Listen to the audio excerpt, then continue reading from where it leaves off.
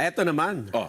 Senador Rodante Marcoleta. Ayan. Kasi ito naman, narinig na natin sa buong panahon ng debate, no? Siya ang proponent. Oo, nung siya ano. nag-privilege speech, siya nag-motion, ng motion to dismiss na naging motion to archive.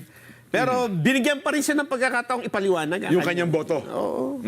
Kasi kung ako, hindi, wag ka na, ano, ang Kasi alam daba mo alam na naman natin kung ano iboboto mo. ang dami mo nang sinabi kanina eh. Oo. Pero ito, pakinggan pa rin natin kung ano kanyang sinabi. Senador Marcoleta. Kompleto yung rules of procedures ng impeachment proceedings sa House of Representatives.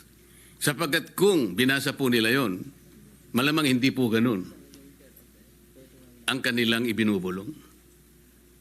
Pangalawa, lahat po nung yun ay puro paborito po ng mainstream media.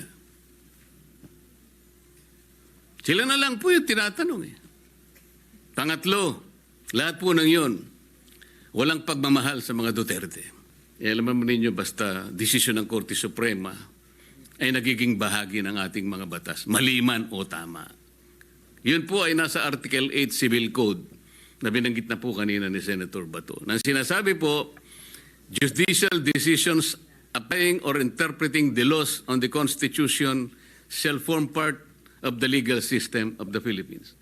Ginoong Pangulo, hindi ko na po ulitin.